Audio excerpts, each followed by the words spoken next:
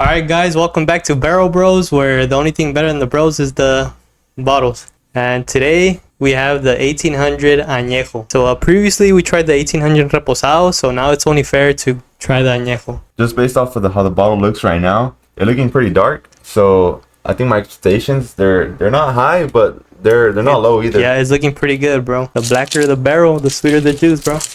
Get right into pouring up the first one. First shot. Oh, Smells strong, but they usually smell strong on the first one. yeah. This one is sweeter though. You're getting I'm a getting some sweetness. sweetness. It is very agave forward though. Like very like stereotypical agave. Are you ready for the Yeah, first I'm shot? ready for the first shot.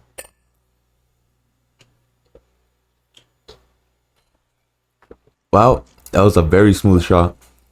I would say it was very muted and smooth.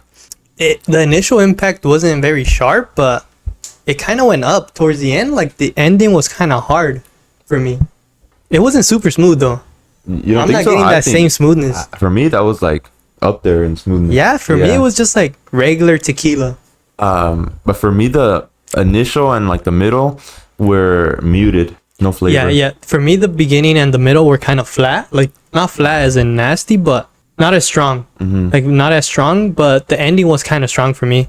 It had no like that first shot at least doesn't have any wow factors, you know? It says on the back of it that taste profile is toasted oak, peppery finish, vanilla, and butterscotch. I do get some like peppery, like oakness to it, but I'm not getting much vanilla or like butterscotch.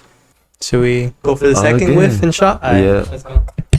I could just say right now, this smells way more like vanilla and smooth, and like even I guess butterscotch. Like I mean, like something sweet. There's something more now on that second shot. It's not too crazy though. Yeah. It's very light. Like it's Yeah. it's not right in your face like some other bottles, but I definitely do get some sweetness there. Go for it. Yep. Second shot.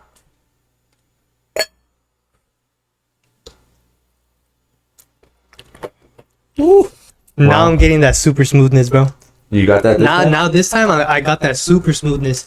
I think I must have drank it weird in the beginning, like the first shot, but now this is super sweet. Smooth. Of course, accompanied by that agave flavor, that stereotypical agave flavor, but there was a lot more smoothness and like just vanilla, aged pepperiness towards the end, and it lingered for a bit. Yeah, I will say the pepperiness, like Yeah. that darkness, it sort of lingers like in the back of your throat, Yeah. where it's like I haven't really tasted that with other bottles. Yeah. Like you do get lingering flavors from other bottles, but this one has like a sort of little spice that stays like in the back of your throat. I don't know. Yeah, Are some you like getting something similar? yeah, like it's definitely pepperiness. Like Yeah. they say it is. It's definitely pepperiness. Yeah. But at the same time, like some sweetness.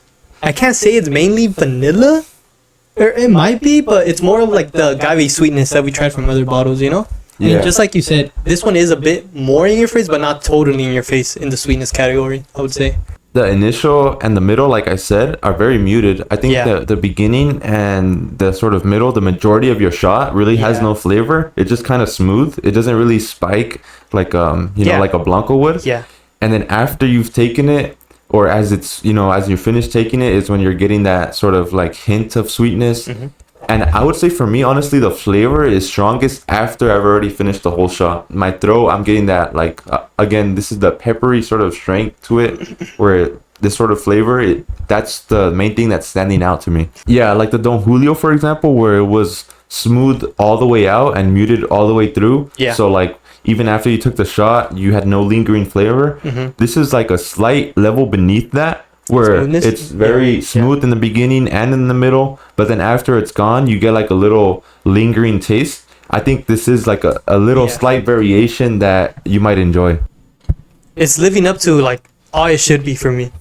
The 1800 Reposado, I would say this is a good step up, and it's sort of meeting my expectations, not in a bad way where it's like, oh, it's nothing special, but it's sort of like I expected a lot from 1800 because of our experience with the Reposado. Yeah.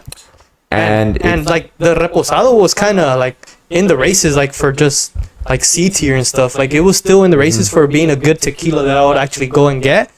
But it's very like nice to see that the Añejo does have like a step above in just taste and smoothness. it doesn't have a super strong, distinct flavor, but it does have a distinct flavor. Yeah. And for me, I would even say it's kind of exponential. Like, this taste and smoothness kind of is a big step for me in terms of just... Yeah. In terms of the Reposado right here. It is a big jump for me. Let's go for a third one. Something I would like to know is that I'm not getting that pepperiness set. Yeah. I'm not getting that pepperiness, but then when you drink it, you get that pepperiness. Salud.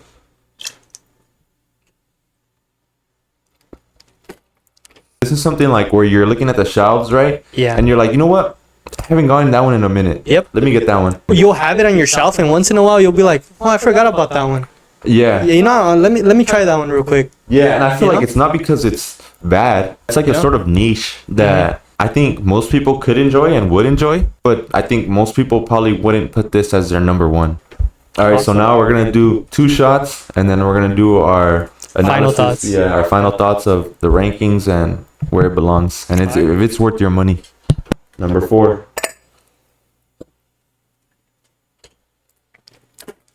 Yeah, after that 4th shot, I just want to note before we take this final shot, something you mentioned, that pepperiness, it's becoming more and more prominent Yeah. the more shots you take. It's sort of like that flavor that lingers in the back of your throat is like sort of stacking. And it lingers for more. Yeah, like that pepperiness is like right in your face now. And honestly, it's like perfect for the occasion right now, like in Yeah. the sort of fall, sort of like Yeah, like it's yeah, sort of yeah. like a definition of what you would if you could Bro. transform the fall weather into like a taste.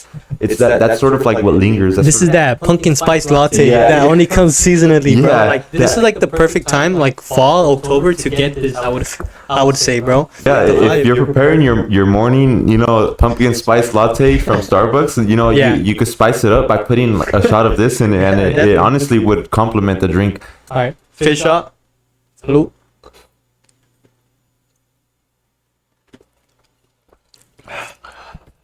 Five shots in, My analysis. your analysis, your summary of the flavor, the smoothness, everything about it.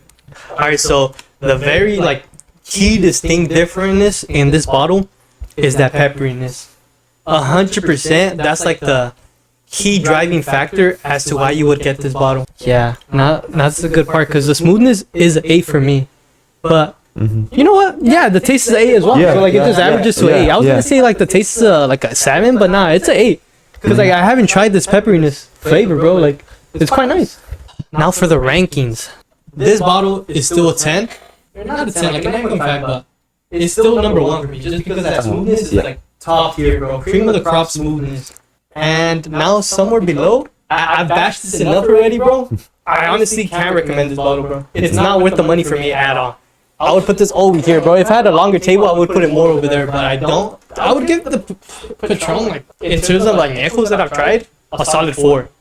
And I would give this a 10, and I would give this a 8, right? Because I think the problem was with Patron was that it was just agave. There was no barrelness to it. There was no woodiness. Like, just kind of plain, right? And this one did bring something else to the table for me. Something else that I would kind of like to bring up is that, to me, it's kind of similar to this, right? Like it was kind of like I would say the spirit is similar. Yeah. Like if, Yeah. if each bottle had like a spirit, yeah, I would say the spirit Bro. that lives in this is like it's similar. It's similar. Yeah, I yeah. see your vision. like the flavor is not similar, bro.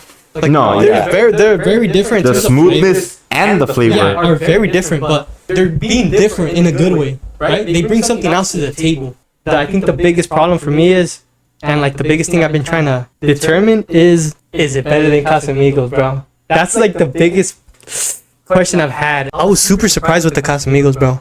I did not expect it to be as good as it was. Now, like that I've tried something like that, this doesn't really surprise me as much no more. You know, I'm kind of expecting it, and especially because it's 1800 the name.